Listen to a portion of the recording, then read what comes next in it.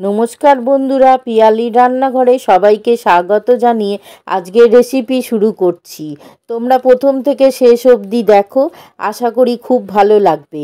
প্রথমে এক বাটি সাবু শুকনো খোলায় ভেজে নেব।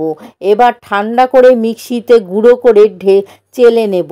তারপর একটা পাত্রে নিয়ে নিলাম আর দুটো সিদ্ধ করা আলু গ্রেট করে নিলাম, আর কিছুটা কাঁচা পাকা লঙ্কা, আর সামান্য গ্রেট করা আদা, আর এক মুঠো ধনেপাতা কুচি, 1 চামচ গোলমরিচ গুঁড়ো, আর 1 চামচ গোটা জিরে, পরিমাণ মতো সন্দক নুন দিয়ে ভালো করে মেখে নেব।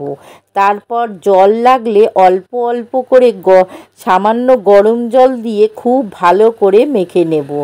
তারপর সূর্যমুখী তেল মাখিয়ে ঢাকা দিয়ে দেব 5 মিনিটের জন্য। 5 মিনিট পর একটু ঠেসে লেচি কেটে নেব। তারপর বেলে নিয়ে সমান করার জন্য একটা বাটি দিয়ে গোল করে কেটে নেব।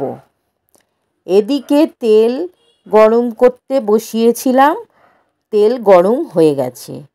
এবার একে একে তেলে ছেড়ে ভেজে নেব লুচিগুলো। তারপর একটা আলুর তরকারি দিয়ে গরম গরম সার্ভ করছি। বন্ধুরা দেখো কত সুন্দর হয়েছে এই সাবুর লুচিগুলো, খেতেও খুব ভালো লাগে। যে কোনো উপোসের দিনে তোমরা করে খেতে পারো, খুব ভালো লাগে, এত নরম হয়। ভালো লাগলে পাশে থেকো বন্ধুরা।